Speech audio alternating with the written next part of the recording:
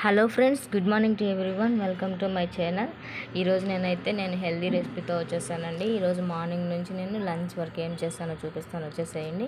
నేను నైట్ అయితే పెసలు, కొర్రలు, రైస్, కొంచెం మెంతులు, కొంచెం మినప్పప్పు అంటే అన్నీ ఒక వన్ గ్లాస్ తీసుకున్నానండి. పెసలు 1 గ్లాస్, రైస్ కూడా నేను బ్రౌన్ రైస్ తీసుకున్నాను. బ్రౌన్ రైస్ 1 గ్లాసు, పెసలు 1 గ్లాసు, మినప్పప్పు 1 గ్లాస్.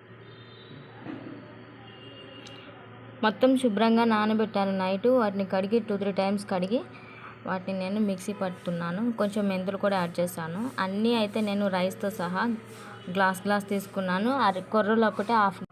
చూసారు కదా, నేను దానికి నేను ఒక ఆనియన్, ఒక అల్లం ముక్క, 2 పచ్చిమిర్చి యాడ్ చేశాను. 2 పచ్చిమిర్చి యాడ్ చేసి నేనైతే బ్యాటర్ ప్రిపేర్ చేశాను. చూసారు కదా, సాఫ్ట్గా బ్యాటర్ అయితే ప్రిపేర్ అయిపోయింది. మెయిన్ నేను కొర్రలు అయితే ఒక హాఫ్ గ్లాస్ యూస్ చేశాను. దోశ అయితే చాలా క్రిస్పీగా ఉంటుందండి, టేస్ట్ హెల్దీ కూడా ఉంటుంది. మనం రైస్ అయితే తినలేము, కొర్రలు అరకిలో రైస్ అయితే. ఇట్లా దోశ రూపంలో అయితే బాగా ఈజీగా ఉంటుంది. చూసారు కదా, అది పక్కకు పెట్టేసుకునే లోపు నేను చట్నీ ప్రిపేర్ చేసుకుంటాను. దానికి నేను పల్లీలు, పుట్నాలు, 2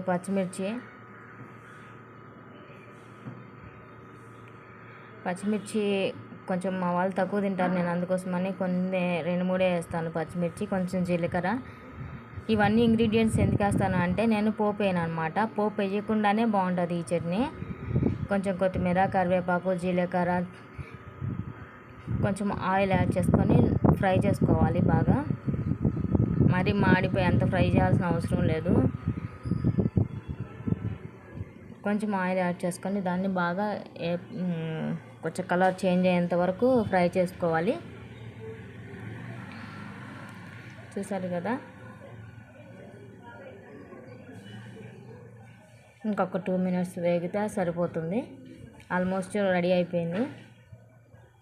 దీనికి నేను టేస్ట్ కోసం చింతపండు ఒక చిన్న రెమ్మ యాడ్ చేస్తాను. ఎందుకంటే చింతపండు వేస్తేనే చట్నీ ఫ్లేవర్ బాగుంటుంది. చింతపండు, దానికి నేను ఒక 2-3 చిన్న ఎల్లుల్లిపాయలు యాడ్ చేస్తాను. ఒకసారి మీరు ట్రై చేయండి, ఎలా ఉందో నాకైతే కామెంట్ చేయండి. చట్నీ అయితే ఆసమ్ అండి, ఎక్సలెంట్గా ఉంటుంది చట్నీ, హోటల్ స్టైల్లో.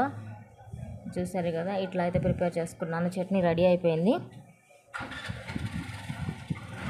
చట్నీ అయితే తీసి పక్కకు పెట్టేసుకుంటాను. ఇంకా దీన్ని వితౌట్ పోపు అవసరమే లేదండి, హాయిగా తినేయచ్చు.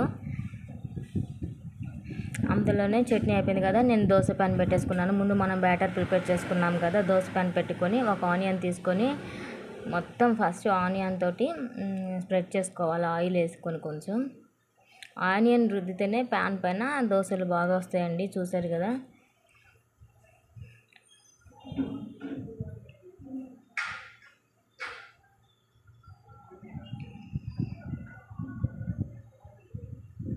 దోశలు వెయిట్ నాకు అసలు రాదండి. చూసారు కదా ఎంత పర్ఫెక్ట్గా వచ్చిందో. నాకు దోశలు వెయిట్ రాని దానికే బాగా వచ్చిందంటే మీరు ఇంకా పర్ఫెక్ట్గా చేయగలుగుతారు. మీరు ఒకసారి అయితే ట్రై చేయండి. అందులో చూసారు కదా, ఎక్సలెంట్ సూపర్ కలర్ అయితే వచ్చింది. దోశ హోటల్ స్టైల్లో వచ్చింది. ఒకసారి మీరు అయితే తప్పకుండా ట్రై చేయండి. ఎలా ఉందో నాకైతే కామెంట్ చేయండి. ఏమైనా డౌట్ వస్తే నాకు మెసేజ్ చేయండి ఫ్రెండ్స్. ఒక దోశ అయితే ప్లెయిన్ వేసాను, ఇంకొక దోశ అయితే నేను ఎగ్ దోశ వేద్దాం అనుకుంటున్నాను. దానికి నేను ఒక 2 ఎగ్స్ అయితే తీసుకుంటాను. చూసారు కదా, 2 ఎగ్స్ వేసాను. దాని మీద కొంచెం ఎర్రకారం వేసాను.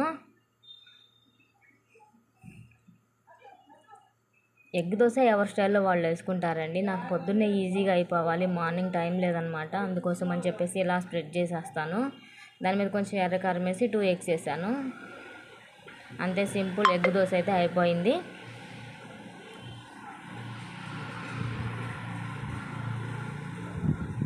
కలర్ అయితే చాలా బాగా వస్తుందండి, ఎందుకంటే దానిలో నేను మెంతులు యాడ్ చేస్తాను.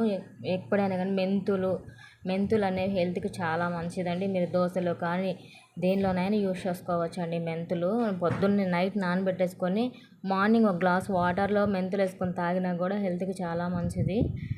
చూసారు కదా, దానిలోకి నేను నిన్న తయారు చేశాను కదా, అది చుక్కకూర పచ్చడి ఒకటి, నేను ఇప్పుడు తయారు చేసిన పల్లి చట్నీ ఒకటి.